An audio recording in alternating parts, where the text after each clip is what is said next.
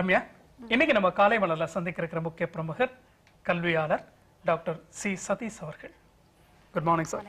வணக்கம். Welcome to our show sir. கடந்த ஒரு 27 வருடங்களா இந்த கல்வி பணியில் உங்களை அர்ப்பணிச்சிருக்கீங்க. டிஏவி ஆண்கள் சீனியர் செகண்டரி பள்ளியின் முதல்வராகவும் இருக்கீங்க. உங்களுக்கு நிறைய சிறப்புகள் இருக்கு சார். தேசிய விருது பெற்ற ஆசிரியர் தவிர கல்விக்காக நிறைய நூல்கள் நீங்க எழுதியிருக்கீங்க. நகர்ப்புற கல்விக்கு இணையா கிராமப்புற கல்வியும் மேம்பட வேண்டும் அப்படிங்கிற ஒரு உயரிய சிந்தனை, தொலைநோக்கு பார்வை உங்களுக்கு இருக்கு. கல்வி சார்ந்த உங்களுடைய எல்லா விதமான பார்வைகளையும் இன்னைக்கு நாங்க தெரிஞ்சுக்கணும் சார்.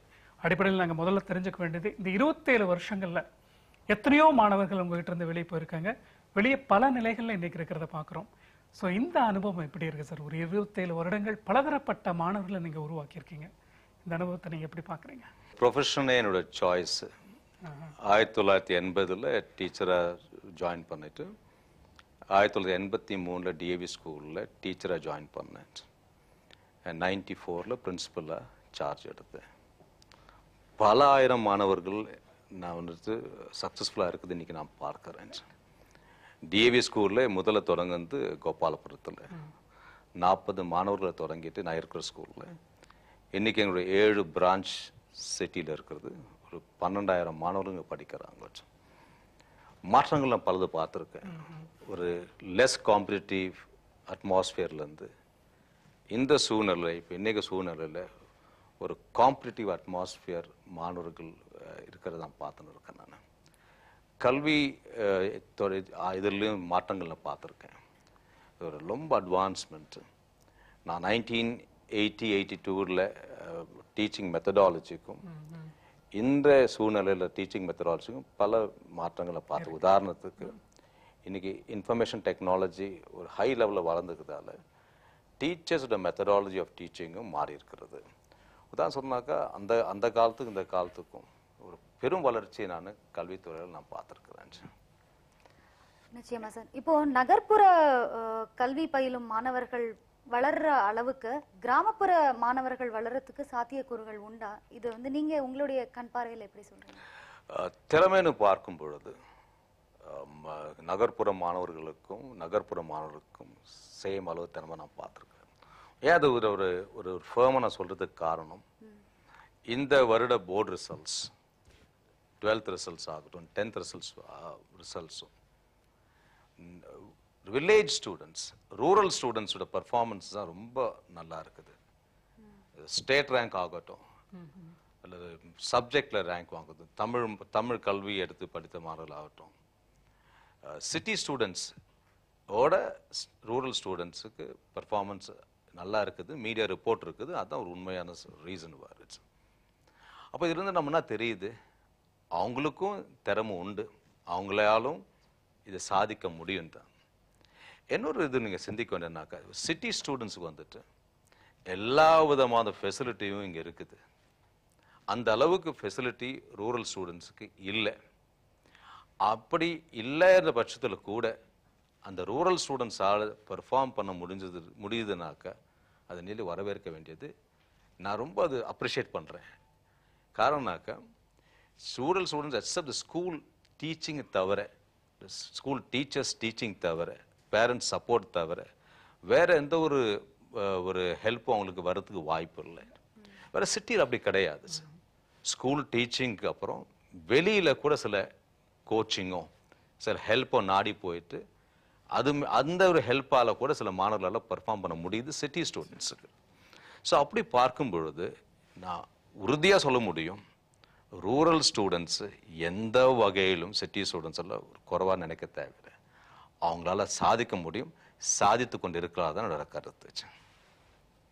ஓகே சார், இப்போ நீங்கள் சொல்கிற மாதிரி இப்போ சிட்டி ஸ்டூடெண்ட்டில் நிறைய எக்ஸ்போஷர் இருக்குது, கிராமங்களில் இன்னும் இருந்தால் அவங்களால இன்னும் பெட்டராக பர்ஃபார்ம் பண்ண முடியும். அப்படிங்கும்போது இப்போ சரியான கல்வி எதுவும் நீங்கள் நினைக்கிறேன் சார் உங்களோட பார்வையில்? சரியான கல்வினாக்க நான் ஒரு பிரில்லியன்ட் ஸ்டூடெண்ட்ஸ் உருவாக்குது ஒரு சரியான கல்வியை நான் நினைக்கல. ஒரு ஆங்கிலத்தில் சொல்லணும்னாக்கா லிவிங் சோலாக இருக்கணும். ஒரு மாணவர்கள் வந்து லிவிங் சோலாக உருவாக்குனா தான் அது சிறந்த கல்வியாக நான் நினைக்கிறேன். ஒரு கிளாஸ் ரூம் அட்மாஸ்பியர் எப்படி நான் பார்க்குறேன், ஒரு கிளாஸ் ரூம் அட்மாஸ்பியர், ஒரு கிளாஸ் ரூமே ஒரு மினி சொசைட்டி. அது ஏன் நான் ஸ்பெசிஃபிக்காக சொல்றதுக்கு காரணம் அன்ஃபார்ச்சுனேட்டாக சில வருந்தத்தக்க சில விஷயங்கள் சில கல்விக்கூடங்களும் நடந்து கொண்டு இருக்கிறது.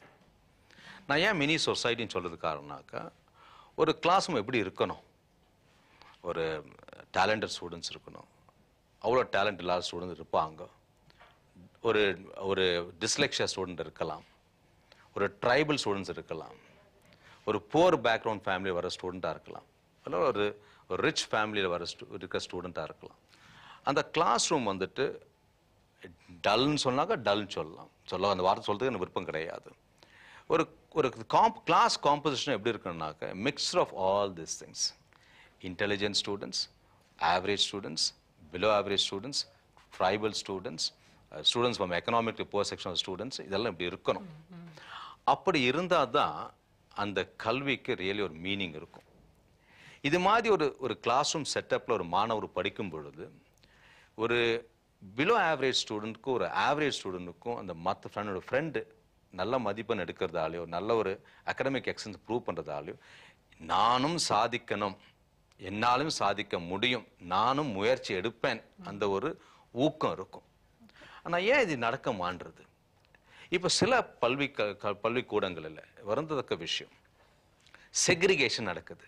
அதாவது ஆங்கிலம் சொன்னாங்க இன்க்ளூசிவ் எஜுகேஷன் நடக்க மான்றது. இன்க்ளூசிவ் எஜுகேஷன்னாக்கா எல்லா மாணவர்களும் எப்பேற்பட்ட தரப்பட்ட மாணவர்களும் எல்லாரும் ஒன்னா படிக்கிறது தான் நான் சொன்ன மினி சொசைட்டியா கிளாஸ் ரூம் இருக்கணும்னு சொன்னேன் நான். ஆனா சில பள்ளிக்கூடம் எப்படி செக்ரிகேட் பண்றாங்க. இன்டெலிஜென்ட் ஸ்டூடெண்ட்ஸ் எல்லாம் ஒரு செக்ஷன்லயும், அவ்வளோ ஹை லெவல் பெர்ஃபார்மன்ஸ் எல்லா பசங்களும் இன்னொரு செக்ஷனும் போறதால அது ஸ்கூல் எஜுகேஷன் கிடையாது. அப்போ என்ன வருதுனாக்கா அகாடமிக் ரிசல்ட் ஓரியன்டா, அதாவது ஒரு பிராண்டிங் நடக்குது. ஒரு section A 11A all intelligent students, 11B அந்த அளவு இன்டெலிஜென்ட், 11C ரொம்ப கொஞ்சம் மோசமா ஒரு பெர்ஃபார்ம் பண்ற ஸ்டூடெண்ட்ஸா பிராண்ட் பண்ணிடுறாங்க. இதெல்லாம் என்ன டிஸ்அட்வான்டேஜ்? எந்த குரூப் ஆஃப் ஸ்டூடெண்ட்ஸ் இது மாதிரி பிராண்டிங் பண்ணும்போது அவங்களுக்கு ஒரு இன்ஃபீரியாரிட்டி காம்ப்ளெக்ஸ் வரும், ப்ரெஜுடிஸ் வரும், அவங்க என்னமோ தனக்கு தானமோ இந்த சொசைட்டிக்கு லாய்க்கு இல்லையா அந்த எண்ணம் வரத்துக்கு வாய்ப்பு உண்டு. ஸோ ஒரு எஜுகேஷன் என்பது இந்த எல்லா மாணவர்களுக்கும் அட்ரஸ் பண்றது. எல்லாராலையும் 99%, 90%, 100% வாங்க முடியாது. ஆனாலும் அந்த பர்ஃபார்மன்ஸ் வாங்குற அளவுக்கு நம்ம சூழ்நிலையை ஸ்கூல்ல உருவாக்கி கொடுக்கணும். தன்னோட ஃபுல் கெப்பாசிட்டி மாணவரால பயன்படுத்தி என்ன மார்க் வாங்குறோம் அதை வரவேற்க வேண்டும். ஸோ இது மாதிரி ஒரு எஜுகேஷன் தான் நான் அது சொன்ன இன்க்ளூசிவ் எஜுகேஷன். இது மாதிரி எஜுகேஷன் தான் நான் வரவேற்கிறேன். அப்படிதான் எஜுகேஷன் இருக்கணும். பிரில்லியன்ட் ஸ்டூடெண்ட்ஸை உருவாக்குறது ஒரு எஜுகேஷன் கிடையாது. நான் சொன்ன பார்த்தீங்களா, சோல்ஸ், இந்த லிவிங் சோல்ஸை உருவாக்குறது தான் எஜுகேஷன். இப்போ உங்களுடைய கண் பார்வையில ஒரு பெற்றோர், ஒரு ஆசிரியர், ஒரு மாணவர் அவங்களுடைய பங்களிப்பு எந்த அளவுக்கு இருக்கணும்னு நீங்க எதிர்பார்க்கறீங்க? ரொம்ப வெரி பியூட்டிஃபுல் क्वेश्चन. டீச்சர் எப்போ டீச்சரை ஒரு மாணவர்கள் மதிப்பாங்கனாக்கா, ஒரு கிளாஸ் ரூம் டீச்சர் போனாங்க. சார் நீங்க கேள்விப்பட்டிருப்பீங்க, சில டீச்சர் சொல்றது உண்டு, இந்த கிளாஸ் என்னால் கண்ட்ரோல் பண்ணவே முடியல. சில டீச்சர் சொல்லுவாங்க எந்த கிளாஸ் ஆனாலும் என்னால் கண்ட்ரோல் பண்ண முடியும். அது அடிப்படை காரணம்னாக்க ஒரு டீச்சர் எப்படி இருக்கணும்னாக்க, டீச்சர் ஒரு கிளாஸ்ல போயிட்டு தான் என்ன சொல்ல விரும்புகிறாங்களோ அந்த சொல்றதுல கிளாரிட்டி இன் கம்யூனிகேஷன், தெளிவா தான் மனசுல இருக்கிறத மாணவர்களுக்கு பகிர்ந்து கொள்ள முடிய வேண்டும். அதாவது கிளாரிட்டி இன் கம்யூனிகேஷன். நம்பர் 2, எந்த கிளாஸுக்கு போகும்பொழுதும் அந்த சப்ஜெக்டை தரோவா அவங்க ப்ரிப்பேர் பண்ணிட்டு போகணும். காம்பிடன்ஸ் வேணும், சப்ஜெக்ட்ல காம்பிடன்ஸ் இருக்கணும். அந்த காம்பிடன்ஸ் சப்ஜெக்ட்ல காம்பிடன்ஸ் இல்லைனாக்கா மாணவர்கள் அவங்கள மதிக்கவே மாட்டாங்க. ஒரு டீச்சர் ஒரு கிளாஸ்ல ஹோம்ஒர்க் பண்ணிட்டு போகணும். தான் பிஎஸ்சிலையோ எம்எஸ்சிலையோ எம்காம்லையோ படித்திருக்கலாம். ஆனால் அந்த ஹோம்ஒர்க் பண்ணாத கிளாஸ்ல போனானாக்கா அவங்கள டெலிவர் பண்ண முடியாது. டெலிவர் பண்ண முடியலனால அவங்க இமேஜ் குறைஞ்சி வந்துடும். ஸோ ஆட்டோமேட்டிக்காக இதுல என்ன தெரியுதுனாக்கா காம்பிடன்ஸ், சப்ஜெக்ட் நாலேஜ் தரவா இருக்கணும். மூணாவது வந்துட்டுனாக்கா தன்னுடைய கிளாஸ்ல இருக்க அத்தனை மாணவர்களையும் தான் குழந்தையா நினைக்கணும். தன்னோட குழந்தைக்கு எவ்வளோ அக்கறை எடுத்து பாடத்தை கற்றுக் கொடுக்கறாங்களோ அதே மாதிரி 40 குழந்தைங்களும் அந்த கிளாஸ் ரூம்ல தன்னோட குழந்தையா நினைச்சிட்டு அவங்க டீச் பண்ணணும். அந்த ஒரு லவ் அண்ட் அஃபெக்ஷன் இருக்கணும். ஓகே, ஒரு என்ன மாதிரி ரோல் பண்ணாக்க ஒரு கிளாஸ் ரூம் இன்ஸ்ட்ரக்ஷன் இன்ட்ரெஸ்டிங்காக இருக்கும்? 3 விதமாக பண்ணோம். ஒன்று வந்து எப்படின்னாக்கா, இன்ஸ்ட்ரக்ஷன் வந்து எப்படி இருக்குனாக்கா ஃபெசிலிட்டேட் பண்ணுற மாதிரி இருக்கணும். அதை பாடத்தை நடத்திட்டு கைடன்ஸ் கொடுக்கணும். நீ இப்படியெல்லாம் பண்ணாக்கா உனக்கு இன்னும் மார்க் எடுக்கிறதுக்கு, இன்னும் பாடத்தை நல்லா தெளிவாக தெரிஞ்சுக்கிறதுக்கு வழி இருக்குது. உதாரணத்துக்கு ஒரு பாடத்தை நடத்திட்டு நீ வந்து டீச்சர் சொல்லலாம், இந்த இன்டர்நெட்டில் போயிட்டு லைப்ரரி போயிட்டு இது சம்பந்தமான சில ரெஃபரன்ஸ் மெட்டீரியல்ஸ் நீ எடுத்துட்டு கொண்டு வா, நான் உனக்கு ஹெல்ப் பண்ணுறேன். இது நான் இந்த சிலபஸை பொறுத்த வரைக்கும் இவ்வளோதான் அங்கே டெக்ஸ்ட் புக்கில் இருக்குது, இதோட நீ நிறுத்திடக்கூடாது. நீ இதுக்கு மேலே ஃபர்தராக நீங்கள் ரெஃபர் பண்ணிட்டு வரணும், அது நான் ஹெல்ப் பண்ணுறதுக்கு ரெடியாக இருக்கேன். ஃபெசிலிட்டேட். கிளாஸ் ரூம் எப்படி இன்ட்ரெஸ்டிங்காக இருக்கு பண்ண முடியும்? எக்ஸாம்பிளால் ஒரு டீச்சர் கிளாஸுக்குள்ள போனாக்கா தியரிட்டிக்கலாக பேசினா அவ்வளோ ஒரு இம்ப்ரெசிவாக இருக்காது. ஒரு subject like social science, subject like English, subject like science, mathematics, எப்போ நம்ம எய்ட்ஸ் இன்வால்வ் பண்ணிட்டு, சார்ட்ஸ் இன்வால்வ் பண்ணிட்டு, இன்டராக்டிவா எக்ஸாம்பிள்ஸ் தான் கேஸ் ஸ்டடின்னு சொல்லுவோம். நம்ம கேஸ் ஸ்டடி மாதிரி மாணவர்கிட்ட நம்ம வந்துட்டு எடுத்து சொல்லும் பொழுது இந்த மாணவருக்கு அந்த சப்ஜெக்ட் மேல ஆர்வம் வரும், கிளாஸும் லைவ்லியா இருக்கும். மூணாவது ரொம்ப ரொம்ப ரொம்ப இம்பார்ட்டன்ட் வந்துட்டு, அதாவது ஒரு சோல் டு சோல் ரிலேஷன்ஷிப். அதாவது குழந்தைய ஒரு சோலா பார்க்கணும். நான் வந்துட்டு ஃபுல்லா இன்வால்வ் பண்ணிட்டு அந்த குழந்தையோட வாழ்க்கையை முன்னேற்றத்துக்கு நான் என்ன செய்ய முடியும், அது ஒரு ஸ்டூடெண்டா மாத்திரம் பார்க்கக்கூடாது, சோலா பார்க்கணும். சோல் டு சோல் ரிலேஷன்ஷிப், அது ஆத்மாவை பார்த்துட்டு என்னாலோட கான்ட்ரிபியூஷன் இதுதான், இந்த குழந்தை நான் வாழ்க்கையில முன்னேற்ற போறேன். அது மாதிரி ஒரு டீச்சர் அணுகுனாலே அந்த டீச்சரோட rated as a good teacher. So teacher ஒண்டி அப்படி இருந்தால் மாத்திரம் போதுமா? பேரண்ட் ரோல்ஸ் வரும் இல்லையா? பேரண்ட்ஸுக்கும் ரோல் இருக்குது. பேரண்ட்ஸ் ரோல் எப்படின்னா அவங்க குட் ரோல் மாடலாக இருக்கணும். ஹஸ்பண்டுக்கும் ரெஸ்பான்சிபிலிட்டி இருக்குது, ஒய்ஃபுக்கும் ரெஸ்பான்சிபிலிட்டி இருக்குது. நான் ஒத்துக்கவே மாட்டேன், ஹஸ்பண்ட் ஒண்டி தான் எஜுகேஷனை பற்றி பார்க்கணும், ஒய்ஃப் வந்துட்டு எஜுகேஷனை பற்றி பார்க்கக்கூடாது. ஒரு காலத்தில் கருத்து இருந்தது, ஒய்ஃப் வந்துட்டு சமையல் அறையிலையும் ஹஸ்பண்ட் தான் எஜுகேஷன் சம்பந்தமாக பார்த்துருக்கோம். அந்த ட்ரெண்ட் மாறிட்டு இருப்போம். ஈக்குவல் ரெஸ்பான்சிபிலிட்டி ஹஸ்பண்டும் ஒய்ஃபுக்கு இருக்குது. That means they should be good role models. குழந்தையோட ப்ராப்ளத்தை 2 பேரும் ஒரே மாதிரி அணுகணும். உதாரணத்துக்கு ஃபாதர் வந்துட்டு ஒரு குழந்தைய கண்டித்து வளர்க்கும் பொழுது அந்த மதர்லி சப்போர்ட் அந்த ஃபாதருக்கு இல்லை, அந்த மதர் வந்துட்டு வேற விதமாதிரி ஒரு ரெஸ்பான்ஸ் இருந்ததுனாக்கா அந்த சைல்டு வந்துட்டு கெட்டு போறதுக்கு வாய்ப்பு உண்டு. ஃபாதர் மதர் ரொம்ப ரொம்ப தெரிஞ்சுக்க வேண்டியது என்னன்னாக்கா, தன்னுடைய குழந்தையோட கெப்பாசிட்டியை புரிஞ்சுக்கணும், கேப்பபிலிட்டியை தெரிஞ்சுக்கணும். எந்த ஒரு காரணத்தாலையும் அந்த தன்னுடைய குழந்தைய யாருக்கிட்டையும் கம்பேர் பண்ணக்கூடாது. அது சொந்த பிரதர்ஸுக்கிட்டையும் சிஸ்டர்ஸுக்கிட்ட கூட கம்பேர் பண்ணக்கூடாது. அவனோட பொட்டென்ஷியலை பார்க்கணும், அவனை என்ன வகையில இன்ஸ்பயர் பண்ணி இன்னும் எக்ஸலா பர்ஃபார்ம் பண்ணலாம் தான் பார்க்கணும். டைம் அலோகேட் பண்ணிட்டு குழந்தை கிட்ட பேசுறதுக்கு பேரண்ட்ஸ் முயற்சி பண்ணணும். அவனோட ப்ராப்ளம்ஸ் என்ன கேட்கறதுக்கு எப்போ தெரியணும். ஒரு டிப்ரெஸ்டா இருக்குதான், அன்னைக்கு வீட்டுக்கு வந்துட்டப்போ குழந்தை பேசாத இருக்கான், அப்போ ஏதோ பிரச்சனை இருக்குது, ஸ்கூல்ல நடந்திருக்கலாம், டீச்சர்ஸ் நடந்திருக்கலாம்.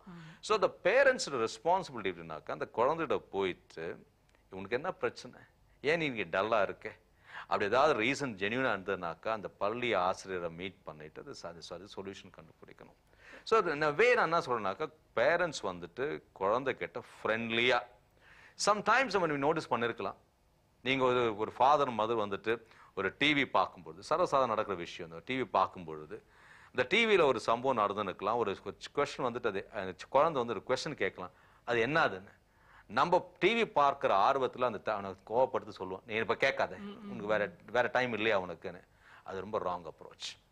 இப்ப எப்படி அந்த மாதிரி ப்ரொவோகேட்டிவ் கொஸ்டின்ஸ், ஒரு கிளாரிபிகேஷன் குழந்தை கேட்கும் பொழுது அந்த சமயத்துல சொல்லணும்னா கூட அந்த கொஸ்டினை மதிச்சுட்டு அதுக்கப்புறம் கொஸ்டின் இந்த குழந்தைக்கு எக்ஸ்பிளைன் பண்ணோம். இப்போ நம்ம வந்துட்டு அந்த குழந்தைய வந்துட்டு கட்டெயில் பண்ண நாளைக்கு ஒரு கொஸ்டினும் ஒரு கிளாரிபிகேஷனும் குழந்தை உங்களை கேட்க போதும் இல்லை. ஸோ நம்ம வந்துட்டு பார்ட்டிசிபேட்டிவ் வரும். ஃபாதர் மாதிரி எப்படி இருக்கணும், பார்ட்டிசிபேட்டிவ், எல்லா விதமான என்கரேஜ்மெண்ட்டும், ஒரு குட் என்வாரன்மெண்ட் வீட்டில் இருக்கும். பிகாஸ் சைல்டு வந்துட்டு அட்வைஸை காட்டும் ரோல் பிளே தான் எடுத்துக்கும். இப்போ ஃபாதர் மதரோட ரோல் பிளேஸ் தவறா இருந்துட்டு எவ்வளோதான் அட்வைஸ் பண்ணாலும் குழந்தை வந்துட்டு கன்ஃபியூஸ் ஆகிடும். ஸோ ரோல் பிளே ரொம்ப ரொம்ப இம்பார்ட்டன்ட். இப்போ நீங்கள் ஒரு ஹஸ்பண்ட் ஒய்ஃப் ரொம்ப லவ்விங்காக குழந்தைகிட்ட இருக்கும் பொழுது அது ஹெல்த்தியாக க்ரோ பண்ணும். அதே ஒரு ஹஸ்பண்ட் ஒய்ஃப் எப்போ பார்த்தாலும் ஒரு மிஸ் அண்டர்ஸ்டாண்டிங்னாக்கா there's a possibility ஒரு குழந்தை அதை பார்த்துட்டு நான் நாளைக்கு பெரிய ஆகும்பொழுது இது மாதிரி நான் தவறான வாழ்க்கை வார மாட்டேன்னு நினைக்கலாம். ஆர் இப்படிதான் வாழ்க்கை நம்ம அப்படியும் வரத்துக்கு வாய்ப்பு உண்டு. So role play is very very important. அதாவது பேரண்டல் ரோல். சில்ட்ரன் எப்படி ஸ்டூடெண்ட்ஸ் எப்படி இருக்கணும்? ஸ்டூடெண்ட்ஸ் வந்துட்டு என்னதான் டீச்சர்ஸ் வந்து முயற்சி எடுத்துட்டு பர்ஃபெக்டா டீச் பண்ணி எக்ஸலன்ட் டீச்சரா இருந்தா கூட ஸ்டூடெண்ட்ஸுக்கு எல்லாருக்கும் ஒரு டிசையர் டு லேர்ன் இருக்கணும். Desire to learn. ஒரு கிளாஸ்ல போய் உட்காரும் பொழுது அட்டென்டிவா டீச்சர் என்ன சொல்றாங்க ஹைலி ஃபோக்கஸ்டா இருக்கணும். தேர்ட் வந்துட்டு ஏதாவது ஒரு கான்செப்ட் அந்த நாலேஜ் அவனுக்கு கிளாரிபிகேஷன் தேவைப்படுனாக்கா எந்த ஒரு காரணத்தாலும் தயக்கம் இல்லாத தன்னோட ஆசிரியர் அணுகி அதை கிளாரிபிகேஷன் பண்ணணும். தன்னோட ஆட்டிடியூடை மாடிஃபை பண்றதுக்கு நல்ல சஜஷன்ஸ் ஏதாவது வந்ததுனாலும் அதை மாற்றிக்க ரெடியா இருக்கணும். மொத்தத்துல பார்த்தாக்கா இந்த காம்படிட்டிவ் என்வாயரன்மெண்ட்டை புரிஞ்சுக்கிட்டு தன்னை வந்து அது ஒரு ரெடி பண்ணி இருக்கிறது நல்லதுன்னு நான் சொல்லுவேன். நிச்சயமா சார். இப்போ நீங்க சொன்ன மாதிரி ஒரு ஸ்டூடெண்ட்ஸ் பாயிண்ட் ஆஃப்ல என்னென்ன மாதிரி எடுத்துக்க வேண்டியது இருக்கு அப்படிங்கும்போது குறிப்பாக ஒரு ஸ்டூடெண்ட் இப்போ காலையிலேருந்து சாயங்காலம் வரைக்கும் ஸ்கூலில் இருக்காங்க சார். டீச்சர்ஸோடு தான் இருக்காங்க, சொல்லி கொடுக்குறத பார்க்குறோம். ஒரு வீட்டுக்கு வந்த பிறகும் அவங்களுக்கு ஹோம்ஒர்க்குன்னு கொடுக்குறாங்க. அந்த ஹோம்ஒர்க் எப்படி இருக்கணும்? கிளாஸ் 1 to 5 எடுத்துப்போம். நம்ம என்னை பொறுத்த வரைக்கும் கிளாஸ் 1 to 5க்கு ஹோம்ஒர்க்கு அதிகம் இருக்கக்கூடாது. கிளாஸ் 1 and 2க்கு ஹோம்ஒர்க்கே இருக்கக்கூடாது. எல்லாம் ஸ்கூல்லே முடிச்சிருக்கணும்.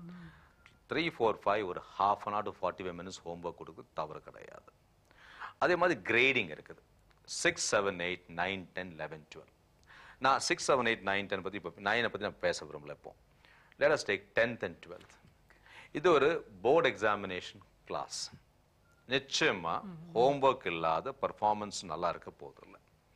ஆனா ஒரு மேத்மெட்டிக்ஸ் ஒரு சப்ஜெக்ட் இருக்குது, சயின்ஸ் ஒரு subject, English, social science, language, யூனிஃபார்மா ஆல் சப்ஜெக்ட்ஸ் ஒரே லெவலில் ஹோம்ஒர்க் கொடுக்குது நான் என்னோட அபிப்பிராயம் அது கிடையாது.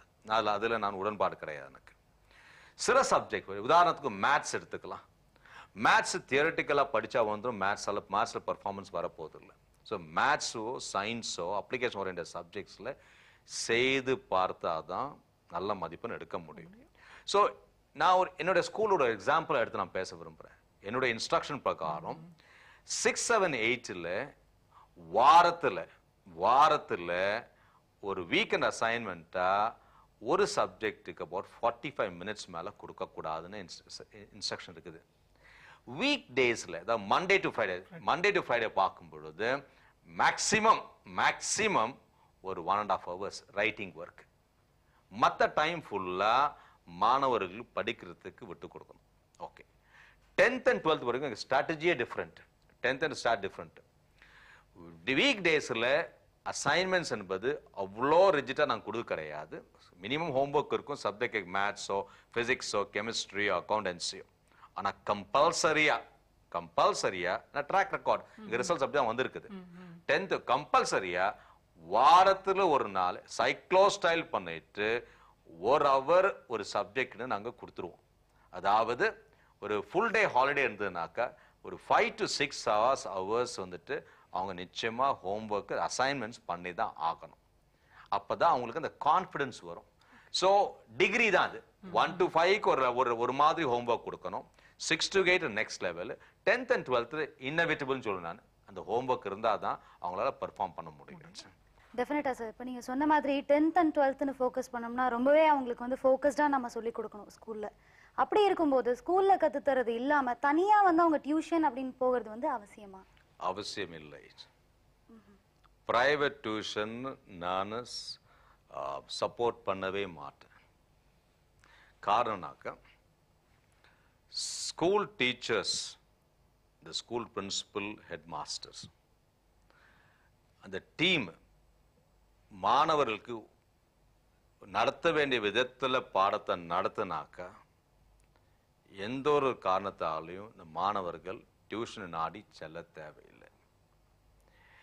அப்படி ஏதாவது பள்ளிகளில் இது மாதிரி சப்ஜெக்ட் அங்கே சிபிஎஸ்சி ஆகுது, மெட்ரிக் ஆகுது, ஸ்டேட் போர்டு ஆகட்டும், தன்னுடைய மாணவர்கள் பிரைவேட் டியூஷனுக்கு போறதுனாலே அது இந்த ஸ்கூலுக்கு ஒரு அவமதிப்பு தான் நான் சொல்லுவேன். நான் ஒழுங்கா பாடம் நடத்தும் பொழுது என்னத்துக்கு private tuition? Okay, private tuition என்ற ஒரு போர்வையில் என்ன நடக்கிறது?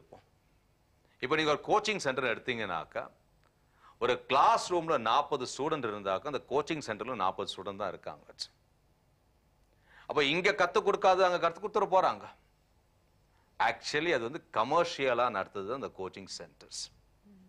பிரைவேட் டியூஷன் எப்படி இருக்கணும்? ஒரு மாணவருக்கோ 2 மாணவர்களுக்கோ டியூஷன் எடுத்தா அது பிரைவேட் டியூஷன். அப்படி நடக்குது கிடையாது. இது ஒரு ஃபேஷன் மாதிரி ஆகி போயிடுது. கிளாஸ் ரூம்லயும் 40 மாணவர்கள் இருக்காங்க, அந்த கோச்சிங் சென்டர் 40 மாணவர்கள். அந்த coaching centre highly commercials. Okay, எப்படி இப்ப என்ன நிவர்த்தி பண்ணலாம்?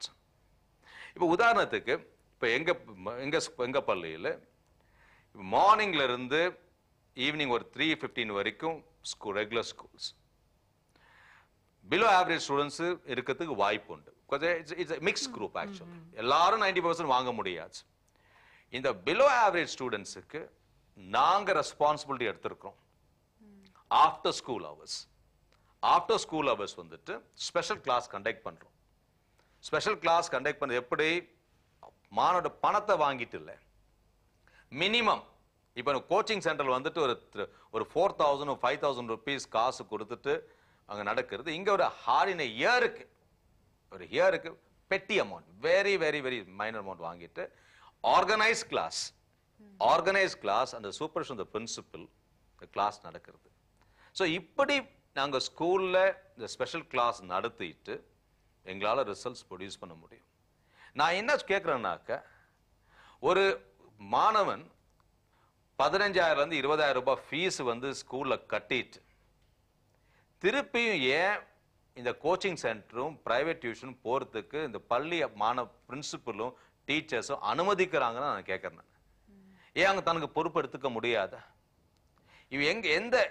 எந்த கோச்சிங் சென்டர், எந்த டியூஷன் சென்டர் சர்வீஸ் ஓரியன்டா இருக்காங்க? அவங்க இண்டிவிஜுவல் அட்டென்ஷன் கொடுக்க முடியாது. இப்ப யாராவது என்ன சொல்றாங்க, கோச்சிங் சென்டர் நடத்துறவங்க நாங்க இண்டிவிஜுவல் அட்டென்ஷன் கொடுக்கறோம், நாங்க பிளானிங் பண்றோம், அதெல்லாம் ஒரு அபத்தம். அவங்களுக்கு வேண்டிய நம்பர்ஸ், அவங்க வேண்டிய நம்பர், எந்த ஒரு அட்டென்ஷனும் கொடுக்க கிடையாது. கிளாஸ் நடக்கிறது, அந்த கிளாஸ் 40 ஸ்டூடெண்ட் டீச் பண்றது அதே ஸ்கூல்ல நடக்கிறது இல்லையா? நான் என்ன சொல்றேன்னா, பிரின்சிபல்ஸ் அண்ட் டீச்சர்ஸ் அது ஒரு வவ்வா எடுத்துக்கணும். என்னுடைய மாணவர்களை நானும் பிரைவேட் டியூஷன் அனுப்புறதுக்கு நான் விட மாட்டேன். நானே கற்றுக் கொடுத்து அவங்கள நல்ல மதிப்பெண் எடுக்கிறதுக்கு நான் முயற்சி எடுத்து மார்க் எடுக்க வைப்பேன். அது மாதிரி ஒவ்வொரு பிரின்சிபலும் ஒவ்வொரு டீச்சர்ஸும் சபதம் எடுத்தாக்க இந்த கோச்சிங் சென்டர் இருக்காது. சார், கோச்சிங் சென்டர் எதுக்கு இருக்கணும்னு நான் சொல்றேன். நான் உதாரணத்துக்கு இப்போ சிபிஎஸ்சி கரிக்குலம் இருக்குது, ஸ்டேட் போர்டு கரிக்குலம் இருக்குது, மெட்ரிகுலேஷன் போர்டு ஸ்கூல் இருக்குது. அந்தந்த டீச்சர் அந்தந்த பாடத்தை நடத்த முடியாது. போர்டுல இருந்து வர சிலபி அது நாங்க நடத்த முடியும். ஐஐடி கோச்சிங் இருக்குது, ஏஐஇஇ கோச்சிங் இருக்குது, பிட்ஸ் பலானி, பிஎம்பிடி எக்ஸாமினேஷன்ஸ். இது நம்ம ஸ்கூல்ல நடத்த முடியாது. பிகாஸ் ஐஐடிக்கு வேண்டிய ஸ்கூல் எல்லாம் எங்களுக்கு கிடையாது. அப்ப நம்ம அது மாதிரி சென்டருக்கு ஸ்பெஷலைஸ்டு கோச்சிங், அதுக்கு டியூஷன் கோச்சிங் போறது தவறே கிடையாது. ஏன்னா காரணம்னாக்கா அது நம்ம ஸ்கூல்ல நடத்த முடியாது, அது காம்படிட்டிவ் எக்ஸாமினேஷன். ஆனா ஸ்கூல் சம்பந்தமான சப்ஜெக்ட் பிரைவேட் டியூஷனுக்கு போறது பேரண்ட்ஸ் டிஸ்கரேஜ் பண்ணணும். குழந்தைங்க ஒரு ஹேபிட், அங்க என்ன நடக்குது எனக்கு நீங்க உண்மை சொல்லினாக்கா, டீச்சிங் அங்க கிளாஸ் ரூம் சரியா நடக்குது கிடையாது. ஃப்ரெண்ட்ஸா சேர்ந்துட்டு அங்க போய் என்ஜாய் பண்ணிட்டு தான் வராங்க majority of the coaching centre, நான் எல்லா கோச்சிங் சென்டர்ஸ்ல. ஸோ என்னுடைய பார்வையில் பிரைவேட் டியூஷனுக்கு போறது சரியல்ல, நல்லதில்லை. நான் அது எப்போ அந்த எராடிகேட் பண்ண முடியும்னாக்கா, அந்த பிரின்சிபல் அந்த டீச்சர்ஸ் ஒரு சபதம் எடுத்துட்டு என்னுடைய மாணவர்களை இந்த பிரைவேட் டியூஷன் கோச்சிங் அனுப்ப மாட்டேன் அந்த முடிவு எடுத்தாலே எல்லா பிரச்சனைக்கும் ஒரு சொல்யூஷன் கிடைச்சிடும். கண்டிப்பா சார்.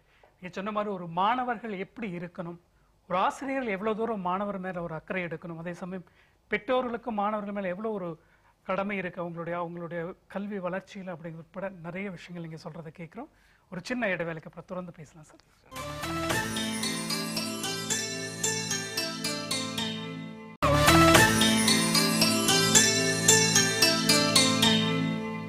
ரம்யா, இன்னைக்கு நம்ம காலை மணல சந்திச்சு பேசிட்டு இருக்கிற முக்கிய பிரமுகர் டிஏவி ஆண்கள் சீனியர் செகண்டரி பள்ளியின் முதல்வர் கல்வியாளர் திரு டாக்டர் சி சதீஷ் அவர்கள்.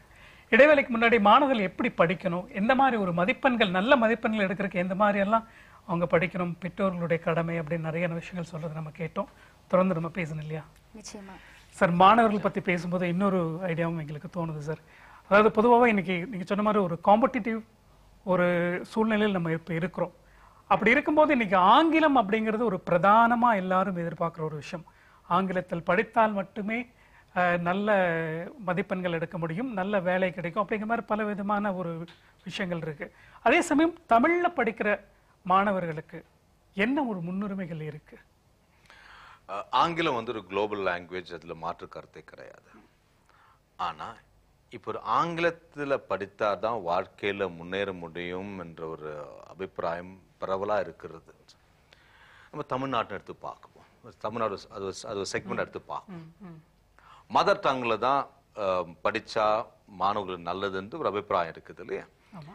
ஆனா தமிழ்நாட்டில் பார்த்தீங்கன்னாக்கா ஒரு 11th and 12th majority of the students வந்துட்டு படிக்கிறது வந்து இங்கிலீஷ் மீடியம் ஸ்கூல்ஸ் தான். வேறஸ் ஒரு தமிழ்நாட்டில் வந்து Tamil medium 11th and 12th படிக்கிற மாணவர் ரொம்ப ரொம்ப குறைவு.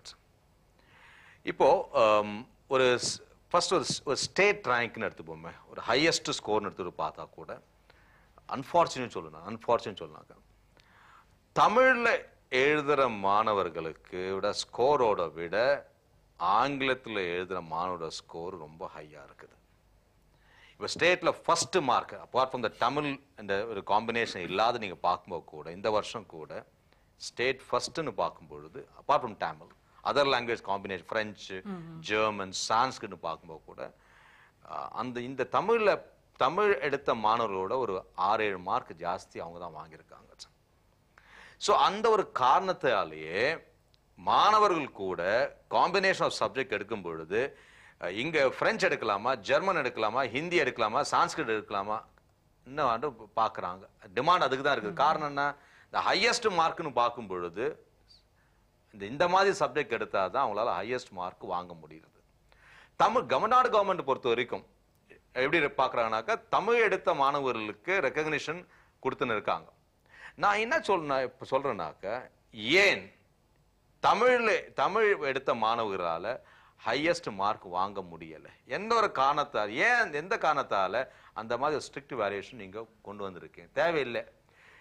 எப்படி பிரெஞ்சு, ஜெர்மன், சான்ஸ்கிரிட் வேல்யூஷன் நடக்கிறதோ அதே மாதிரி தமிழ் எடுத்த மாணவர்களுக்கும் அந்த மாதிரி ஒரு லிபரலைஸ்ட் வேல்யூஷன் இருக்கணும். அது இல்லாத இப்போ ஆங்கிலத்தை படித்த மாணவர்களுக்கும் தமிழ்ல படித்த மாணவர்களுக்கும் ஒரு பெரிய ஒரு டிஃபரன்ஸ் காமிக்காத எல்லாரும் சமமா பார்த்து தான் இந்த ஆர்ட்ஸ் அண்ட் சயின்ஸ்லயும் ப்ரொஃபஷனல் காலேஜ் அட்மிஷன்லயும் கொடுத்துன்னு இருக்காங்க. அப்ப எப்படி மாணவர்களுக்கு தமிழ்ல படிக்கணும்னு ஆர்வம் இருக்கும்? தமிழ் மீடியத்துல படிக்கிற 10ஆம் கிளாஸ் வரைக்கும் 10வது வரைக்கும் தமிழ் படித்த மாணவர்கள் கூட 11th and 12th வரும்போது இங்கிலீஷ் மீடியம் படிக்கணும்னு ஆர்வம் காமிக்கிறாங்க.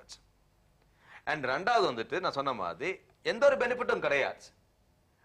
பெனிஃபிட் கொடுக்கணும் தான் நான் சொல்றது காரணம். தமிழ்ல படித்து வரும் மாணவர்களுக்கு சலுகைகள் கொடுத்து ஆகணும். Arts and science college, professional காலேஜ்ல ஒரு சலுகை கொடு. எப்படி ஒரு என்சிசி அச்சீவ்மெண்ட், ஸ்போர்ட்ஸ் கோட்டா அது மாதிரி இருக்கிறதோ தமிழ்ல ஃபுல்லா படித்த மாணவர்களுக்கு இந்த மாதிரி ஒரு கோட்டா உருவாக்கணும் தான் என்னோட கருத்து.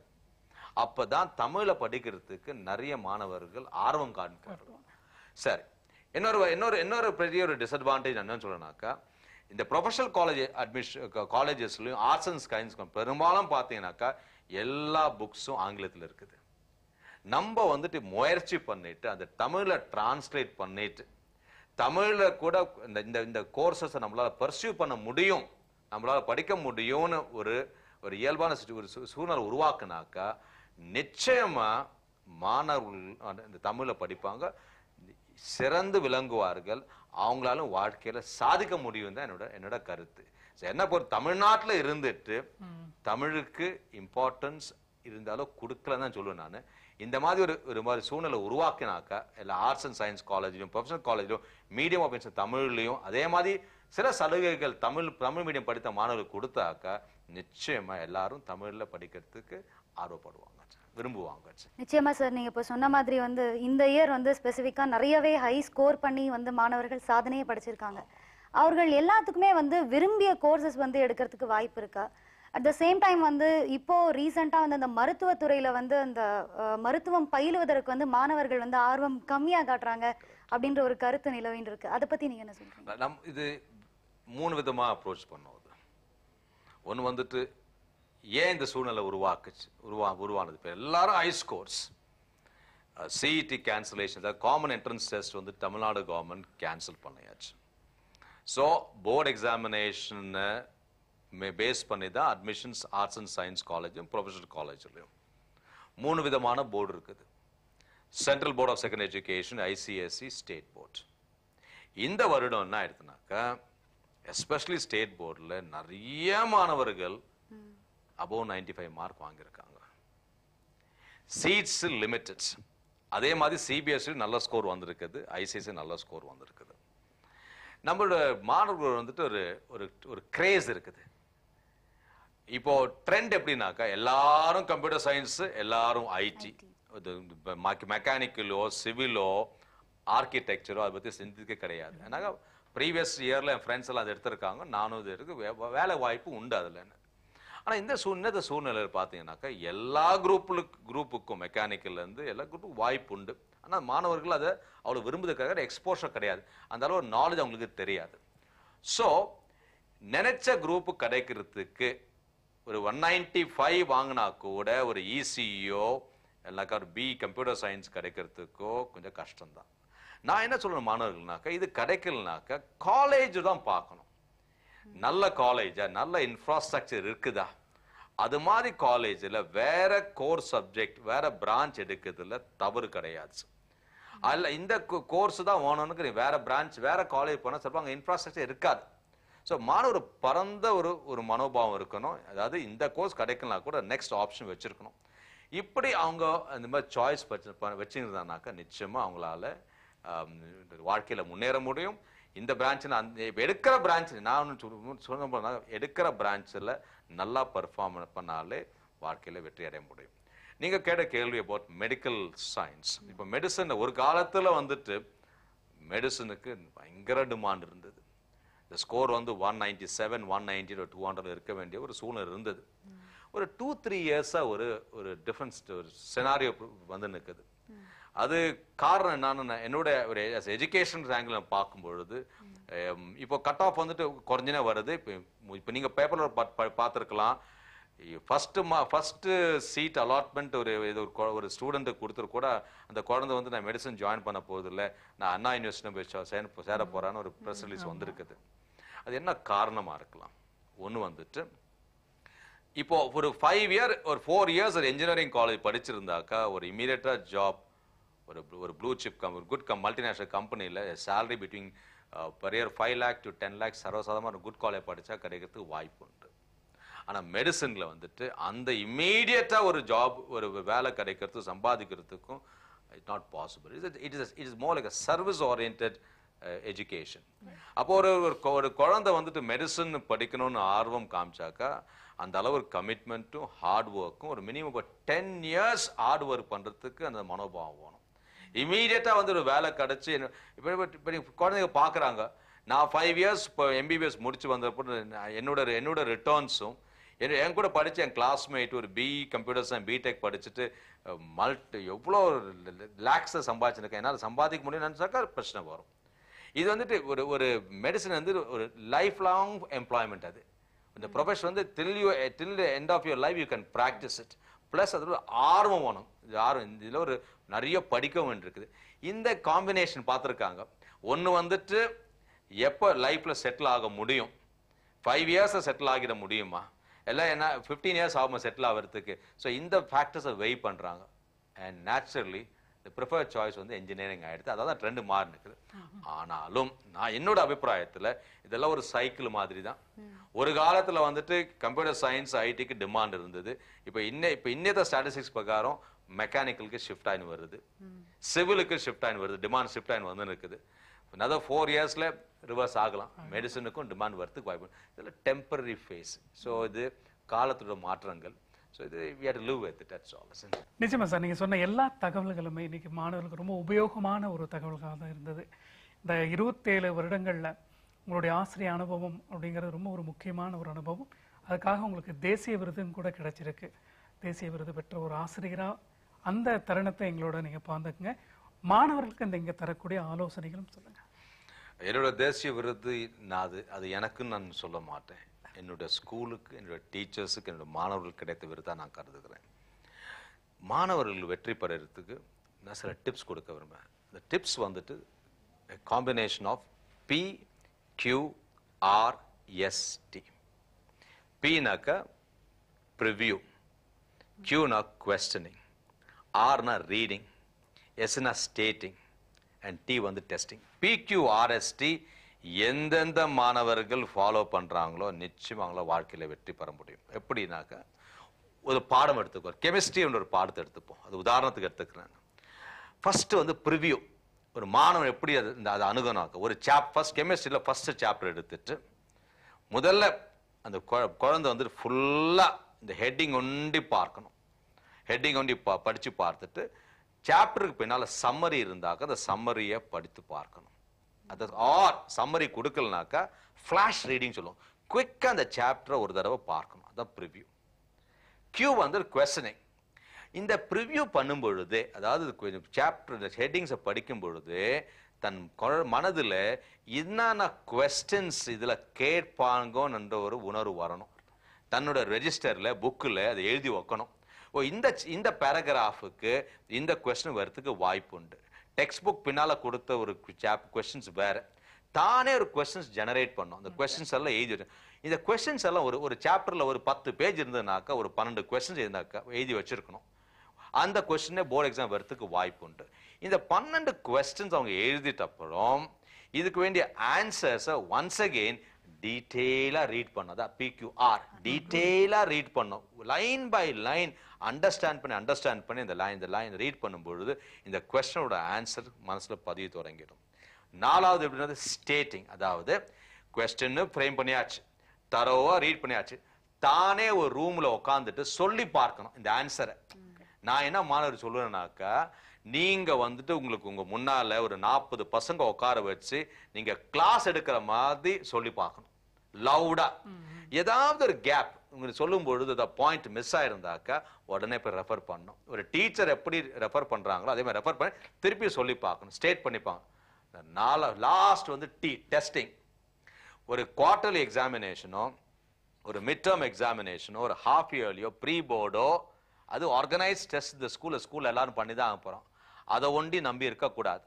எந்தெந்த சாப்டரை தரோவா PQRST ஃபாலோ பண்ணிட்டியோ, நீயே இந்த குழந்தையே தானே ஒரு கொஸ்டின் பேப்பர் ஃப்ரேம் பண்ணிட்டு ஒரு டைமோட டெஸ்ட் எழுதி பார்க்கணும். எவ்ரி சாப்டர் தரோவா படிச்சுட்டு அப்புறம் தானே ஒரு டெஸ்ட் எழுதி.